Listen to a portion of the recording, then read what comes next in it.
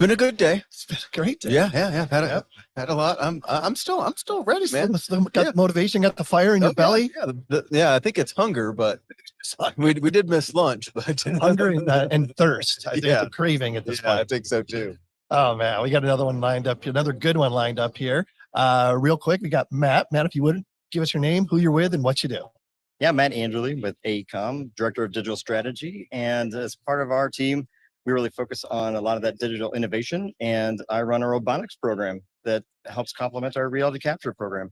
So Director of Digital Strategy. That is a new title. I have not heard that one before, but I kind of like it. I mean, isn't that a big job? Doesn't that cover a lot of things? It's a gigantic job. It covers everything from reality capture to BIM to SIM to operations and asset management.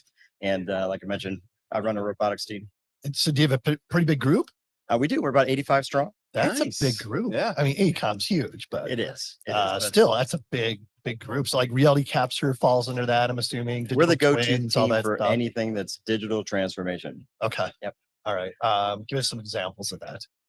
So like our robotics, we're advancing the way that we do reality capture. We've got a rover system that will take laser scanners up to 1,000 feet away from us, underground, above ground, and terrible conditions that we shouldn't send humans into.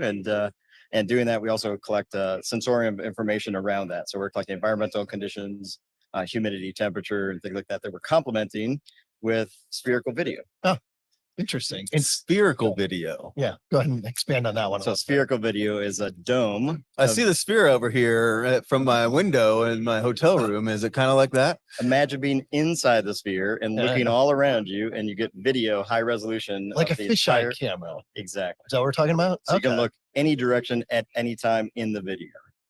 High definition. Yeah. So it's not you don't have to point it anywhere. You don't. Can you generate a point cloud from that? You can generate photogrammetry from it. Photogrammetry from it. Yeah, I got you. Okay. That's amazing. But then, I'm just trying to wrap my head around the ball of the picture versus the flatness of what you look at it like. Yeah. Well, you're just walking around like in a three-dimensional. And then you put it on a robot and send it off somewhere up to 1,000 feet and send it off. Correct. Just like that. Hit the easy button, as you like to say. Send it off. So when you look at the video, you can step back and make it a tiny world, right? You can see the whole around and everything. You see the whole image at once, or zoom in and get that flat perception of a traditional lens. Yeah. And are you doing it mainly for the pictures and video or for measurement? We're doing both. So we have lasers that project measurement tapes on the surface. And so the video captures that so you can measure things optically.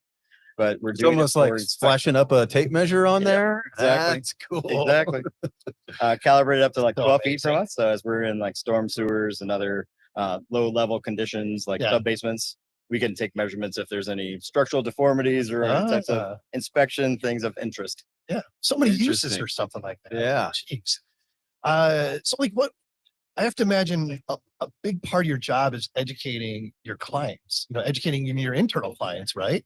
Like Absolutely. They come to you with a request or, something they need a solution for, and then you have to provide them with the best solution.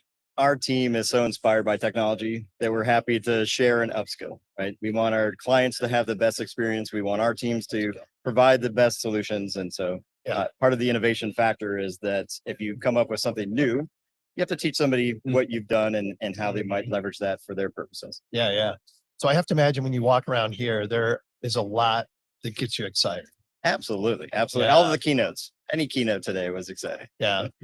What about like all the gear, the hardware that you're seeing as you walk around? What gets your blood pumping? Well, the term "it's a very exciting time to be alive" is true. Certainly in my blood and all of my team members, because the advancements that we're making in the technological world is just so far-fetched. From the point that I've started in the industry, pre-computers and the way that we've advanced into BIM, and then that's grown into some of this digital twin components. Now the sensor technology and the ways that we're experiencing our existing conditions has improved so much. It's just, absolutely. It's such an exciting conference to be part of. Pre-computers, you're not that old. I am pre-computer. No, absolutely. No. I find that hard to believe. So what about like, I'm sure you're constantly adjusting like workflows, right? Yep. As you get Absolutely. like a new piece of technology or something. I mean, what does that process look like when something like that happens? It's ever evolving, right? Yeah, it's The gotta way be. that machine learning and the cloud computing is changing the way that we approach data, the way that we can consume and perceive data. Anytime that we come up with a new approach, we have to kind of reevaluate how we leverage that, how we optimize it, and then how do we deliver it? Because the saturation of information that we're getting just on these jobs and the technology we're using is inhuman, right? There's no way for Right, us to really perceive that. is. Yeah. So we have to find new ways to bring that to a human scale. So millions of points down to something that we can perceive. Yeah. Yeah. And how do you manage all that data? Because there's a ton of it. It's a lot in the cloud, right? It's all in the cloud, We're pushing right? most of that to cloud because we're processing the cloud, coming up with analytics, simulations, forecasting, all that's through cloud computing.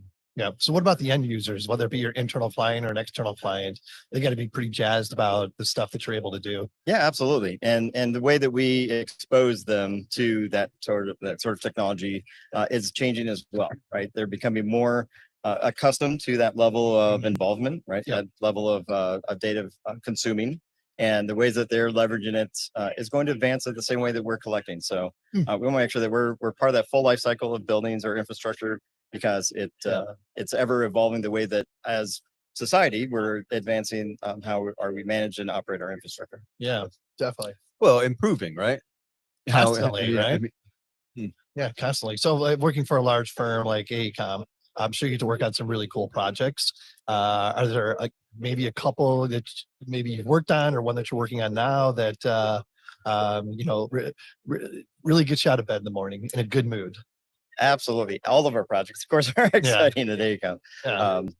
The big infrastructure projects really are the most rewarding for us. It's something that we really accelerate in. And one of the most recent ones that I'm coming off is Gordie Howe International Bridge, connecting US and Canada. It's one of the longest cable stays bridge in North America. So that one's very exciting for us. Yeah. As you saw in the announcements, AECOM's been named the design build partner for the Olympics. Yeah. That's a Oh, project yeah, that's right. under our purview. And then we have a lot of work with the infrastructure, so airports and rail and a lot of those types of projects around America. Yeah. Where are you based? I'm in Ohio. Our team's based okay. on what we call the US East, so it's the Gotcha. kind of eastern half of the US. Yeah. So like for the Olympic stuff, will you get to travel, hang out in California and work on some of these projects? Absolutely. Also, part of my job is to make sure that we can work as one team around the world. Nice. So some of that is proving that you don't have to travel. Well, we also need to be connected as a team. Awesome. Will that be the most, I don't know what the word is, but probably the most scanned Olympic village ever? I mean, or the most digital, like you're getting maybe like that immersive experience. It has a trajectory of being the most digitally designed Olympic. Is that right? Yeah. Amazing. That's cool. How cool to be a part of that. That's like one of those career defining opportunities. Absolutely. Absolutely. Potentially. I'm sure something bigger is going to come along.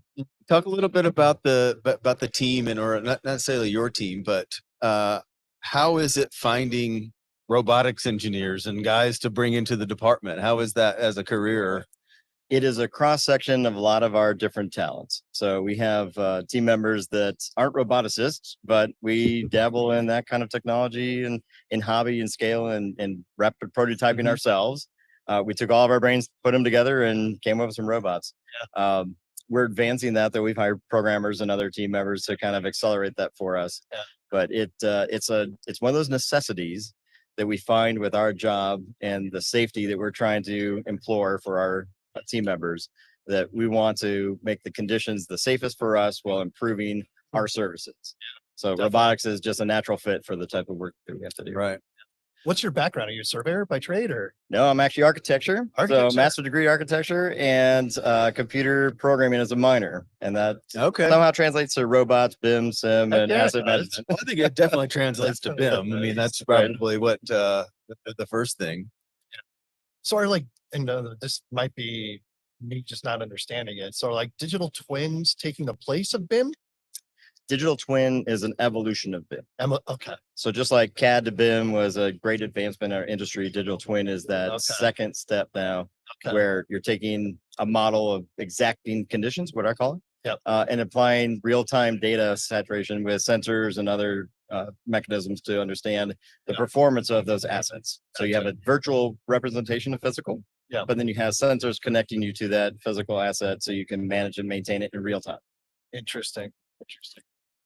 Do you see it being, are you on the digital delivery bandwagon of eventually here, we're not even going to have obviously not paper plans, but never even actually have them in a PDF, that it just exists in a model. Yes, absolutely.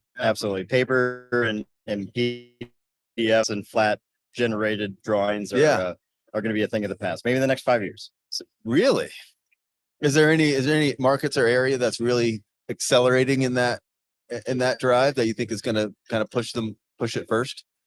I think those industries that are really advancing in BIM and the operation of their buildings, somebody who's using a full complement of asset management environment ecosystem, along with that complement of models and tracking assets, will find that the paper versions of drawings and documentation is becoming a way of the past, right? Models are so much more informative, and intelligent models are really what drives the ability to construct it, validate, commission it, and then operate it.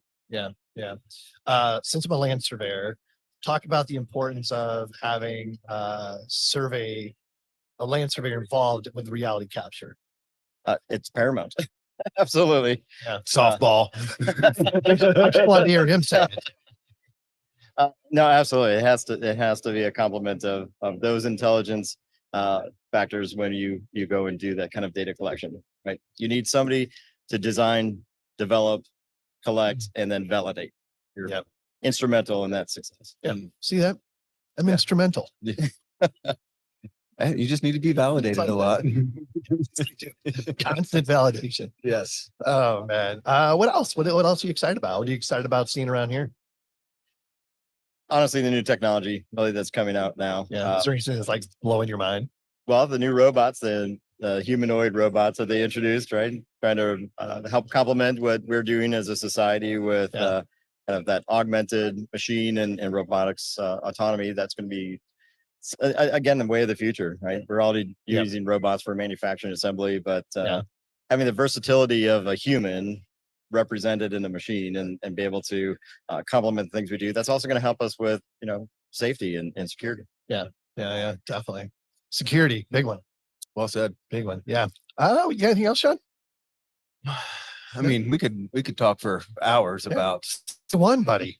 I am curious about size. What's the smallest you've gotten? Because I keep picturing a scanner on a robot that just goes. What's the smallest one that you got, or what's the tightest space that you had to do? So the smallest rover we have is called Trike. It's a 3-wheeled rover. It has a center steering pin, so the wheels don't turn, but the center frame of it twists, just like these earth movers do.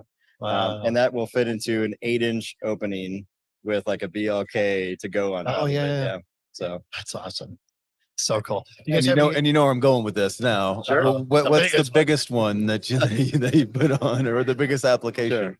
So the largest rover we have is about the size of a trash can lid, and it will actually lower itself down or raise itself up based on the conditions it's trying to get through, and help us to navigate some of those really challenging spaces. Are you a big fan of battle bots? Absolutely. Who isn't that? I freaking love that show. So good. Those guys struck gold with that. Yeah, they really did. Yeah. All right, buddy. Well, I don't have anything else. We appreciate your time. It's been great. Yeah. Glad we got to have this conversation. Yeah. Love your podcast, guys. Thanks, man. I appreciate it. I appreciate it. Have a good rest of the show. Absolutely. Yep. Thank you.